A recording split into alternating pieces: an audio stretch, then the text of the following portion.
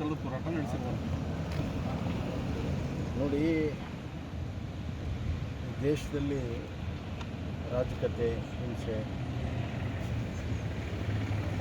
ಇದನ್ನು ಮಾಡಬೇಕನ್ನುವಂಥದ್ದು ಒಂದು ವರ್ಗದ ಹುನ್ನಾರ. ಅದಕ್ಕೆ ಕೆಲವು ಶಕ್ತಿಗಳು ಬೆಂಬಲ ಕೊಡ್ತಾ ಇದ್ದಾರೆ. ಇದು ಉತ್ತರ ಪ್ರದೇಶದಿಂದ ಪ್ರಾರಂಭ ಆಗಿದೆ, ಬೇರೆ ಬೇರೆ ರಾಜ್ಯದಲ್ಲಿತ್ತು. ಕರ್ನಾಟಕದಲ್ಲಿ ನಿಯಂತ್ರಣ ಮಾಡಬೇಕು, ದಾವಣಗೆರೆ ಘಟನೆ ಆದ ತಕ್ಷಣ ನಿಯಂತ್ರಣ ಮಾಡಬೇಕು ಅಂತ ನಾವೆಲ್ಲ ಆಗ್ರಹ ಮಾಡಿದ್ವಿ. ನಿಯಂತ್ರಣ ಮಾಡ್ತೀವಿ ಅಂತ ಹೇಳಿದರು. ಆದರೆ ಇಂಥ ಸಂದರ್ಭಗಳಲ್ಲಿ ಸ್ವಲ್ಪ ಹೆಚ್ಚಿನ ಜಾಗೃತಿಯನ್ನು ತಗೊಳ್ಳಲು ಪೊಲೀಸರು ವೈಫಲ್ಯರಾಗಿದ್ದಾರೆ. ಒಟ್ಟಾರೆ ಇದನ್ನೆಲ್ಲ ನೋಡಿದಾಗ ಈಗ ಮಂಡ್ಯ ಘಟನೆ, ಮದ್ದೂರು ಘಟನೆ ಎಲ್ಲ ಮತ್ತು ಈ ಘಟನೆಗಳನ್ನು ನೋಡಿದಾಗ ಈ ರಾಜ್ಯದಲ್ಲಿ ಕಾನೂನು ಸುವ್ಯವಸ್ಥೆ ಸಂಪೂರ್ಣವಾಗಿ ಕುಸಿದಿದೆ ಮತ್ತು ಕಾನೂನಿನ ಭಯ ಜನರಲ್ಲಿಲ್ಲ, ಪೊಲೀಸರ ಭಯ ಜನರಲ್ಲಿಲ್ಲ. ಇದು ಈ ಸರ್ಕಾರದ ಹಲವಾರು ಘಟನೆಗಳಲ್ಲಿ ಅವ್ರು ನಡ್ಕೊಂಡ ರೀತಿಯಲ್ಲಿ ಇವತ್ತು ವಿಫಲವಾಗಿದೆ ಅಂತ ಹೇಳಕ್ಕೆ ಇಚ್ಛಪಡ್ತೇನೆ. ಗೃಹ ಸಚಿವರು ಇದನ್ನು ಗಂಭೀರವಾಗಿ ತಗೋಬೇಕು. ಇಲ್ಲದಿದ್ದರೆ ಇದು ಜಾತಿ, ಮತ, ಪಂಥ, ಧರ್ಮದ ಹೆಸರಿನಲ್ಲಿ ದೇಶ ಒಡೆಯೋದಕ್ಕೆ ಅವಕಾಶವನ್ನು ಮಾಡಿಕೊಡ್ಬಾರ್ದು. ಕೇಂದ್ರದಿಂದ ಅನುದಾನ ಮತ್ತು ನಮಗೆ ಅನ್ಯಾಯ ಆಗೈತೆ ಅಂತೇಳಿ ಸಿದ್ದರಾಮಯ್ಯ ನೋಡ್ರಿ, ಒಂದು ಸುಳ್ಳನ್ನು 100 ಸತಿ ಹೇಳೋಕ್ಕೆ ಸಾಧ್ಯ ಆಗೋದಿಲ್ಲ. ಮನಸ್ಸಲ್ಲಿ ಮಡಗಿ ತಿಂದರೆ ಕೊಡೋರು ಯಾರು? 11,000 ಕೋಟಿ ಅಂತ ಯಾವ ಲೆಕ್ಕ ಇದೆ, ಎಲ್ಲಿದೆ? ನಾವು ಈಗಾಗಲೇ ಹಲವಾರು ಬಾರಿ ಹೇಳಿದ್ದೀವಿ.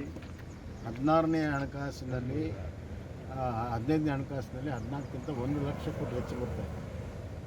ಮತ್ತು ಪ್ರತಿ ವರ್ಷ ಇಯರ್ ಎಂಡಿಗೆ ಹೆಚ್ಚು GSTಯಲ್ಲಿ ಮತ್ತು ಡೆವಲ್ಯೂಷನ್ ಆಫ್ ಫಂಡಲ್ಲಿ 3,000-4,000 ಕೋಟಿ ಬರ್ತಿದೆ.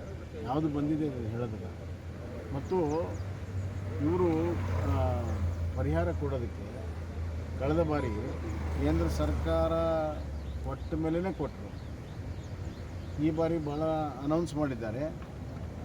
ನಾನು ಮುಖ್ಯಮಂತ್ರಿ ಇದ್ದಾಗ ಇದಕ್ಕಿಂತ 2 ಪಟ್ಟು ಮಾಡಿದ್ದೆ. ಒಣ ಬೇಸಾಯಕ್ಕೆ 13,000 ರೂಪಾಯಿ ಮತ್ತು ನೀರಾವರಿಗೆ 25,000 ರೂಪಾಯಿ ಮಾಡಿದ್ದೆ. ಅಂದರೆ ಅವಾಗೇನು ಕೇಂದ್ರ ಸರ್ಕಾರ ಕೈಲಿಲ್ಲ. 2 ಪಟ್ಟು ಹೆಚ್ಚು, ಕೇಂದ್ರ ಸರ್ಕಾರದ 2 ಪಟ್ಟು ಹೆಚ್ಚು ಮಾಡಿದ್ರು ಕೂಡ ಕೂಡಲೇ ಬಿಡುಗಡೆ ಮಾಡಿ ಅದನ್ನು DBT ಮುಖಾಂತರ ರೈತರಿಗೆ ಕೊಟ್ಟಿದ್ದು. ಇವ್ರಿಗೆ ನಿಜವಾಗ್ಲೂ ಕೂಡ ರೈತರ ಬಗ್ಗೆ ಕಳಕಳಿ ಇದ್ದರೆ ಮತ್ತು ಜನರಿಗೆ ಏನೋ ಈ ಮಳೆಯಿಂದ ಹಾನಿಯಾಗಿದೆ, ಅವ್ರಿಗೆ ಸಹಾಯ ಮಾಡಬೇಕು ಅನ್ನುವಂಥ ಬಡವ್ರ ಬಗ್ಗೆ ಚಿಂತನೆ ಇದ್ದರೆ ಕೂಡಲೇ ಹಣ ಬಿಡುಗಡೆ ಮಾಡಿ. ಇವರು ಕೇಂದ್ರದ ಮೇಲೆ ನೆಪ ಹಾಕಿ ತಮ್ಮ ಜವಾಬ್ದಾರಿಯನ್ನು ನಡೆಸ್ಕೊಳ್ಳೋಕ್ಕೆ ಸಾಧ್ಯ. ಮತ್ತು ನಾನೇ ಮುಖ್ಯಮಂತ್ರಿಯಾಗಿ ಮುಂದುವರ್ತೀನಿ 2 ವರ್ಷ ಅಂತ ಆಗಲಿಲ್ಲ. ಯಾರು ಬೇಡಂತಾರೆ? ಪ್ರಶ್ನೆ ಇವತ್ತು ಅವ್ರು ಮುಖ್ಯಮಂತ್ರಿ ಆಗ್ತಾರೆ ಇಲ್ಲ ಅನ್ನುವಂಥ ಪ್ರಶ್ನೆ ಕಾಂಗ್ರೆಸ್ ಪಕ್ಷದಲ್ಲಿ ಹುಟ್ಟಿದೆ. ಅವ್ರು ಕಾಂಗ್ರೆಸ್ ಪಕ್ಷದವ್ರು ಜವಾಬ್ದಾರಿ ಕೊಡಬೇಕು, ಜವಾಬ್ ಕೊಡಬೇಕು, ನಮಗಲ್ಲ. ಆದರೆ ಯಾರಾದರೂ ಮುಖ್ಯಮಂತ್ರಿಯಾಗಿ ರಾಜ್ಯವನ್ನು ಅಧೋಗತಿಗೆ ತೊಗೊಂಡೋಗಿರಲ್ಲ. ರಾಜ್ಯವನ್ನು ಅಧೋಗತಿ ತೊಗೊಂಡು ಹೋಗಿದ್ದನ್ನು ಯಾರು ಜವಾಬ್ದಾರಿ?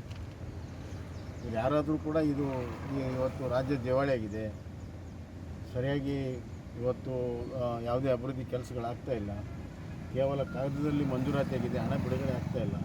ಶಾಸಕರಿಗೆ ನೀವು ಲಿಸ್ಟ್ ಕೊಡಿ ಅಂತ ಹೇಳಿದ್ದಾರೆ. ಕರೆ ಹಿಂದೂ ಕೇಳಿದರು, ಕೊಟ್ಟರು, ಏನೂ ಆಗಲಿಲ್ಲ.